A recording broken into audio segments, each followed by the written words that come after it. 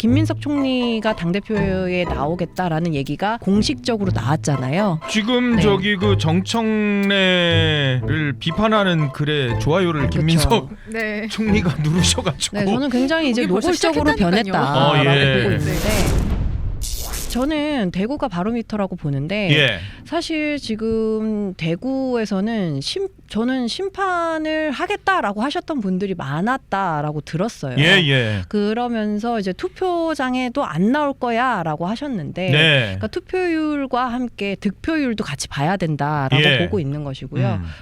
그리고 전북 같은 경우에는 이제 민주당이 앞으로 어떻게 갈 것인가를 예. 보여주는 것인데 결국에는 이제 김관영 후보가 될 것인지 안 될 것인지에 따라서 예. 민주당이 당 대표가 이제 누가 될 것인가. 이제 지금 김민석 총리가 당 대표에 나오겠다라는 얘기가 공식적으로 나왔잖아요. 지금 네. 저기 그 정청래를 비판하는 글에 좋아요를 김민석 네. 총리가 누르셔가지고 네, 저는 굉장히 이제 거기 벌써 노골적으로 시작했다니까요. 변했다라고 예. 보고 있는데, 그러니까 사실 그런 이야기들이 계속 있었고, 그리고 지금 국민의힘의 전신이었던 보수당의 대표를 하셨던 예. 홍준표 대표님께서 또 뭐 박근혜 대통령, 이명박 대통령 나오는 거에 대해서 또 얼마나 훈수를 두고 예. 계셨습니까? 맞아요. 그러한 것들이 총리가 이제 바뀌겠구나라고 이제 저희가 시그널을 계속 받았던 부분이 있었는데.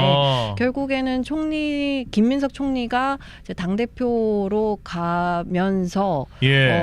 앞으로 민주당이 어떻게 재편이 될 것인지는 전북을 좀 봐야 된다. 전북. 네, 이미 그 김민석 총리는 오늘 국무위원 만찬 하시면서 이제 빠이빠이 나 갈게 하는 거 예, 하신다고 이미 지금 다음 총리 후보자가 누구가 될 것이냐를 지금 예측하는 거를 하고 계시더라고요. 맞아요. 예. 뭐 정성호 그다음에 강훈식, 뭐 김용범 한정혜, 정책실장 뭐 이런 분 김용범 얘기하고, 이런 분들 예. 이름 나오고 있죠. 김용범 정책실장이 좀 가능성이 높은 게 아닌가 싶은 게 그분이 굳이 안 해도 될 국민 배당제 뭐 이런 것들을 발표를 자꾸 하신 걸로 봐서 예. 좀 욕심이 있으셨던 거 아닌가라는 예측을 저는 조금 해봅니다. 청문회가 쉽지 않을 것 같은데. 너무 재밌을 것 같습니다. 예. 근데 여하튼 지금 말씀하셨습니다만은 저는 개인적으로 최대 승부처 딱 두 곳 꼽으라 그러면 서울하고 전북을 꼽겠어요. 예. 서울은 이제 국민의힘과 보수 진영이 과연 이번 선거에 대해서 어떤 결과를 가지느냐의 바로미터가 될 것 같고요. 그리고 말씀하신 대로 전북은 민주당 친청과 친명 이 둘의 관계가 과연 어떻게 앞으로 펼쳐질 것인가, 요거를 볼 수 있는 바로미터가 아닐까라는 생각이 드는데 모르겠어요. 참 저는 어렵습니다. 만약에 강원에서 우상호 후보가 떨어지잖아요. 그거 이재명 대통령한테도 타격 클 거라고 생각합니다. 그렇죠. 예. 상당한 측근이고요. 예. 본인이 근데 저는 픽했는데. 제일 궁금한 게 그거예요. 뭐 국민의힘은 어떻게 갈까, 뭐 이게 뭐 여러 가지 상황이 벌어지겠지만 네. 과연 민주당이 이 전북에서 상황이 돼서 정청래가 만약에 대표를 수성을 하게 되면 이재명 대통령하고 어떤 관계를 가져갈 것인가. 그러면은 저희는 사실 그거를 응원해야 되는데, 그러면 이제 공소취소 특검법은 쉽지 않다. 이재명 대통령이 그거 통과시키게 하려면 아주 큰 것을 내어줘야 할 것이다라고 예상이 들고요. 근데 그렇게 되기가 어려울 것 같은 상황이다 지금. 왜냐하면 전북이 김관영 그 후보자가 될 것 같지 않습니까? 예, 그 저항이 상당히 높은 상황이기 때문에 어려울 것 같다라는 생각이 듭니다 지금. 예, 그래서 저는 아직은 그래도 친명이 우세하지 않을까. 그래서 특검법 통과시키려고 하지 않을까. 우리는 지금 청와대 앞에 가서 또 들어 누워야 된다라는 생각을 하고 있습니다. 이게 저는 그게 관심이더라고요. 그냥 기자적인 생각으로. 근데 결국에는, 분당을 또 예측하시는 분들도 계시더라고요. 결국에는 지금 이 친명 친청 갈등이 너무나 지금 강하지 않습니까? 예. 그리고 사실 이게 비명행사 할 때부터 이미 어느 정도 예상이 되어 있었던 건데, 사실 그때 공천을 못 받았던 분들이 대거 탈당해서 나가시면서 여기가 정리가 됐었던 거예요. 근데 사실 지금 뭐 친문 친노 세력 같은 경우에는 아니 여기가 우리 당인데 돼. 지금 밖에서 나온 애들이 우리 당을 먹는 게 말이 돼? 예. 할 거기 때문에 사실 분당보다는 아주 좀 더 치열한 전쟁이 일어나지 않을까. 어마어마한, 예. 근데 결국에 이번에 재보궐로 해서 친명이라고 하는 사람들이 대거 국회에 입성을 할 거잖아요. 예. 그러니까 저는 결국에는 친명계가 계속 득세할 것이다. 그럴 것이다. 네, 그렇게 두 될 분은 것이다. 친명계에 아직은 저는- 이재명 대통령의 파워가 저는 반대로 또 모르겠어요. 보시겠습니까? 예. 저는 또 소문 납니다. 벤티 한 잔 더? 뭐. 아니 지난번에 보면은 저기 이른바 뉴 이재명 쪽에서 엄청나게 사실은 도발이라고 해야 되나 뭐 굉장히 공세를 했었는데 결국은 김어준하고 매불쇼가 받아내더라고요 그거를.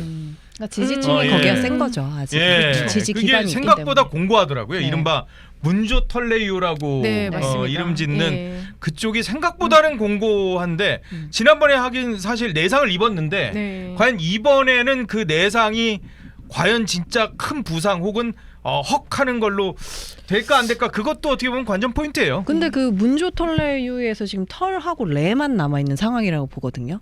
아 그래요? 예, 그러니까 영향력 자체가 과연 누가 더 있느냐. 아니 예. 그래서 지금 그러면은 조국이 이 살아 둘이 돌아오게 무너지게 되면 예. 이게 예. 상당히 정말 더 재밌어지는 거죠. 그렇기 때문에 저는 오히려 이 두 기반 자체가 본인들이 가지고 있는 거를 어느 정도까지는 받아낼 수 있겠지만 예. 그 한계를 넘게 되면 저는 더 어려워질 거기 때문에 남의 당 얘기하니까 네. 편안하시죠? 너무 너무 편하죠. 신나네요. 예. 네. 너무 편하고 다른 당 얘기하시니까 되게 좋아하시는 것 같아.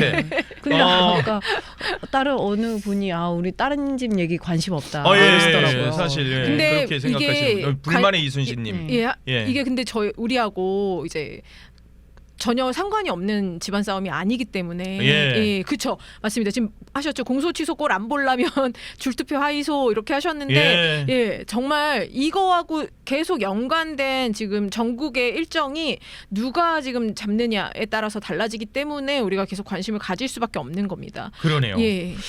이렇게 하면 한 24시간도 하겠어요.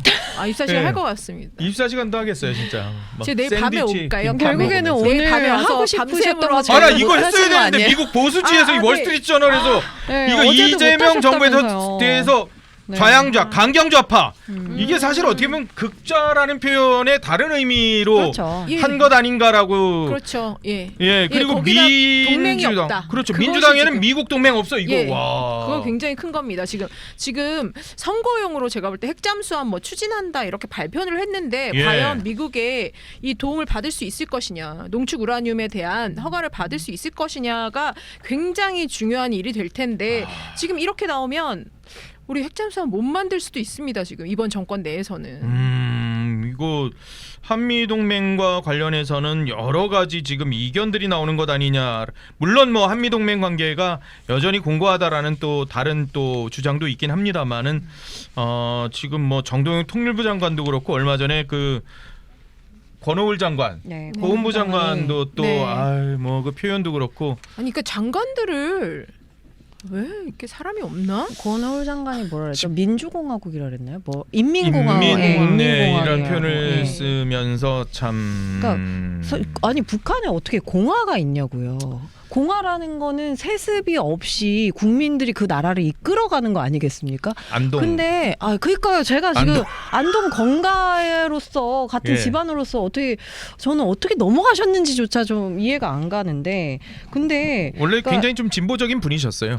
저희가 원래도. 처음에 그러니까 그 이재명 정권이 출범을 하면서 이재명 대통령이 미국을 방문을 했었단 예. 말이죠. 근데 그때 트럼프가 한 30분인가 좀 늦었어요. 그러니까 늦게 만났어요. 늦게 만났나 이랬어요. 그랬더니 그게 왜 그랬냐면 그 비서실장이죠. 비서실장이 미국 측과 만나서 뭔가 쌓였던 오해를 풀었다라는 이야기가 있었거든요. 예. 그러니까 그러면서 이제 트럼프가 우리가 좀 오해가 있었는데 그거 좀 풀린 것 같아. 근데 그때 뭐 사람들이 어떤 얘기를 했냐면 뭐 국민의힘 뭐 황교안 뭐 이런 사람들이 가가지고 이상한 이재명에 대해서 이상한 얘기 한 거 아니야?